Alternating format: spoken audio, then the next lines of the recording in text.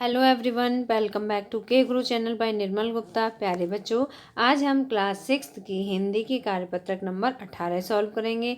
सभी बच्चे अपने वर्कशीट पर अपना नाम लिखेंगे, कक्षा अध्यापक का नाम लिखेंगे, तिथि लिखेंगे 26 नवंबर 2020। तो बच्चों स्टार्ट करते हैं आज की वर्कशीट। और आज की वर्कशीट में हम पाठ पढ़ेंगे अक्षरों का महत्व, इसका भाग 4। बच्चों 3 वर्कशीटों के माध्यम से आप अक्षरों का महत्व पाठ ऑलरेडी पढ़ चुके हैं। आज ये चौथी वर्कशीट है। तो देखिए, पिछले कार्यपत्रक में हमने पढ़ा कि लेखक गुणाकार मूल्य। बच्चों पाठ का नाम है अक्षरों का महत्व और इसके लेखक हैं गुणाकार मूल्य जी। गुणाकार मूल्य ने अक्षरों के इतिहास के बारे में बताया है कि आदमी ने जब से लिखना शुरू किया तब से इतिहास आरंभ हुआ। जब से मनुष्यों ने लिखना शुरू किया तभी से इतिहास आरंभ हुआ। और बच्चों ऐसा समय जबकि मनुष्यों को लिखना नहीं आता था, जब उन्हें अक्षरों का ज्ञान नहीं था, ऐसे समय को क्या कहते हैं? तो ऐसे समय को प्रागैतिहासिक काल कहते हैं। किसी भी कौम या देश का इतिहास तब से शुरू होता है जब आदमी के लिखे हुए लेख मिलने लग जाते हैं। जब मनुष्यों के लिखे हुए लेख मिलने लग जाते हैं तो पता चलता है हमें कि ये इस समय का इतिहास है। अतः हम देखते हैं कि यदि आदमी अक्षरों की खोज नहीं करता तो आज हम इतिहास को न जान पाते। अगर मनुष्य ने अक्षरों की खोज नहीं की होती तो हमें कैसे पता चलता कि हमसे पिछले समय में, जब हम नहीं थे, उस समय कौन कौन राजा थे, किसने कौन सी विजय प्राप्त की, किसका क्षेत्र कहाँ कहाँ तक था। इस सब बातों का हमें ज्ञान कैसे होता है? हमें इतिहास के माध्यम से होता है, और वो भी लिखित इतिहास के माध्यम से।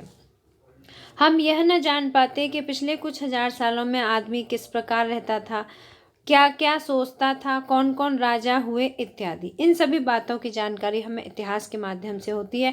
और इतिहास लिखित, जो कि अक्षरों के द्वारा लिखा गया इतिहास है। अक्षरों की खोज मनुष्य की सबसे बड़ी खोज है। अक्षरों की खोज मनुष्य की सबसे बड़ी खोज है। अक्षरों की खोज करने के बाद ही मनुष्य अपने विचारों को लिखकर रखने लगा। जब मनुष्य ने अक्षरों की खोज की तो जो मन में भाव आए, जो विचार आए, वो उसने लिखना शुरू कर दिया। इस प्रकार एक पीढ़ी के ज्ञान का इस्तेमाल दूसरी पीढ़ी करने लगी। अक्षरों की खोज करने के बाद पिछले 6000 सालों में मानव जाति का तेजी से विकास हुआ। यह महत्व है अक्षरों का और उनसे बनी हुई लिपियों का।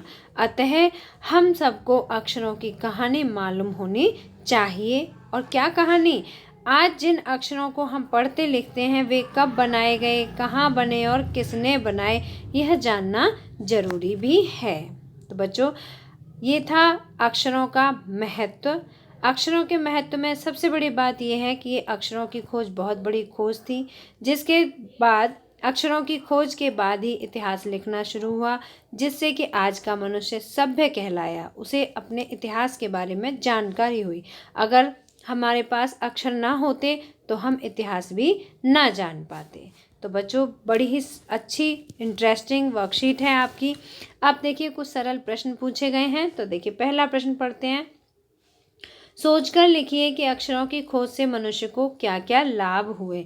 तो बच्चों, पहला प्रश्न है, इसमें हमें लाभ बताने हैं। तो क्या क्या लाभ हुए थे? अक्षरों की खोज से मनुष्य ने इतिहास की जानकारी हुई, है ना। और इसके अलावा मनुष्य को ये ज्ञान हुआ कि वो अपनी भावनाओं और विचारों को भी लिखकर अभिव्यक्त कर सकता है। तो देखिए, पहले प्रश्न का उत्तर आप ऐसे लिखेंगे, अक्षरों की खोज द्वारा ही हम अपने इतिहास को जान पाए हैं। दूसरा है, अक्षरों की खोज करने के बाद ही मनुष्य अपने विचारों को लिखने लगे। ठीक है, ये आपके पहले प्रश्न का उत्तर है, जिसमें 2 पॉइंट हैं। प्रश्न नंबर 2 है, यदि अक्षरों की खोज ना होती। प्रश्न 2 है, यदि अक्षरों की खोज ना होती तो क्या होता? तो क्या होता बच्चों यदि अक्षरों की खोज ना होती? तो आप इस तरह से आंसर लिखेंगे, यदि अक्षरों की खोज ना होती तो हम इतिहास ना जान पाते और अपने विचार भी ना लिख पाते। अपने जो मन में भाव आए, विचार आए, उन्हें लिख नहीं पाते और ना ही हमें इतिहास की कोई भी जानकारी हो पाती। प्रश्न नंबर 3 है, लिखित और मौखिक भाषा की लाभ हानि के विषय में अपने दोस्तों से बातचीत करके लिखिए। बच्चों, जो लिखित भाषा है और जो मौखिक भाषा है, दोनों से लाभ तो है, लेकिन हानि क्या है? कुछ भी हानि नहीं है। तो लिखित और मौखिक भाषा से होने वाले लाभ के बारे में हम लिखेंगे। तो देखिए, प्रश्न नंबर 3 का आंसर है, लिखित भाषा के द्वारा एक पीढ़ी का ज्ञान दूसरी पीढ़ी तक पहुंच पाता है। तो ये तो लिखित भाषा से लाभ हुआ, अगर हमने कुछ लिखा तो हमारे से नेक्स्ट जो पीढ़ी है उसे उसका ज्ञान मिलेगा। दूसरा देखिए, मौखिक भाषा से लाभ मिलता है कि इसके द्वारा हम अपनी बात और भावनाओं को सामने वाले को बताते हैं। ठीक है, तो ये क्या हुआ, मौखिक और लिखित भाषा दोनों से होने वाले लाभ हैं। मौखिक से जो हमारे समक्ष होता है, सामने होता है, हम उसे अपनी बातों को बता पाते हैं। लेकिन लिखित से हम अपने सामने वाले को ही नहीं, बल्कि जो हमारे सामने नहीं है, जो अभी इस दुनिया में भी नहीं है, जो कि नेक्स्ट आने वाली जनरेशन है, उसको भी हम आज के समय का ज्ञान दे सकते हैं लिखित भाषा के द्वारा। ठीक है, तो इस तरह से लिखित और मौखिक दोनों भाषाओं के द्वारा लाभ होता है।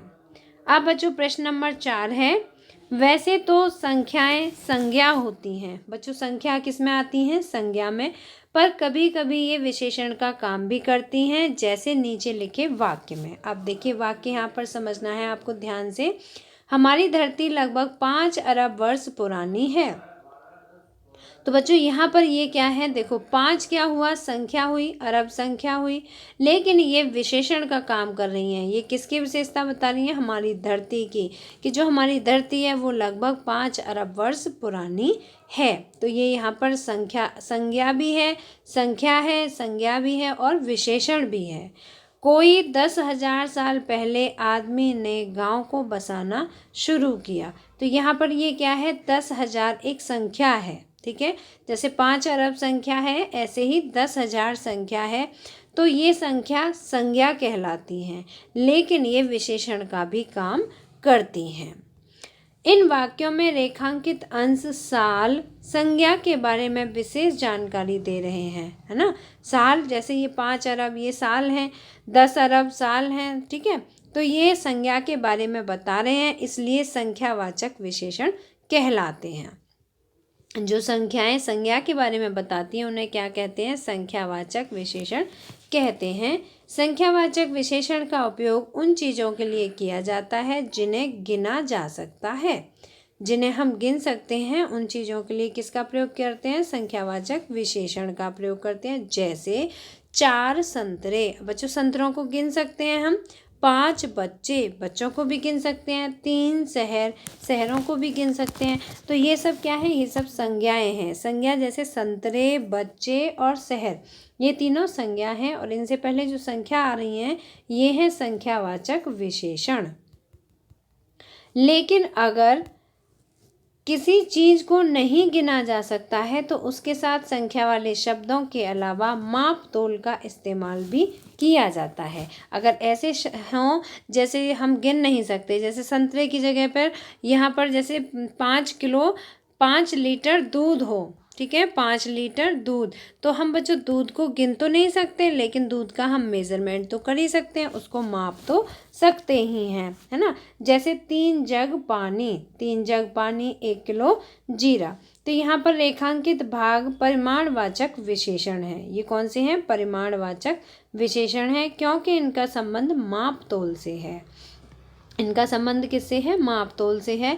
अब नीचे जो लिखा है उसे पढ़ें और रिक्त स्थानों में दिए गए माप तोल के उचित शब्द छांट कर लिखिए। बच्चों यहाँ पर शब्द कौन कौन से दिए हुए हैं, प्याला, कटोरी, एकड़, मीटर, लीटर, किलो, ट्रक और चम्मच। तो ये सभी यहाँ पर शब्द दिए हुए हैं। आपको इन शब्दों को यहाँ जो नीचे जो संख्याएं दी हैं, जो शब्द दिए हैं, उसमें से फिल करना है। ठीक है बच्चों, तो देखिए इसे इस तरह से फिल करेंगे।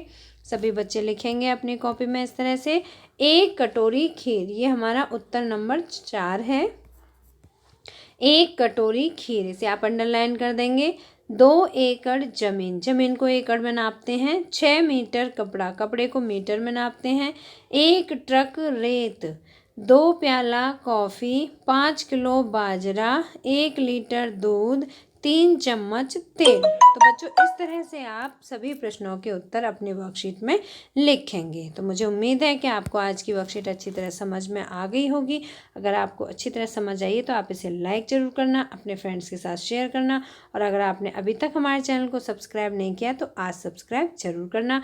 मिलते हैं फिर इसी तरह की नेक्स्ट एजुकेशनल वीडियो में। Till then bye bye, good luck to all of you.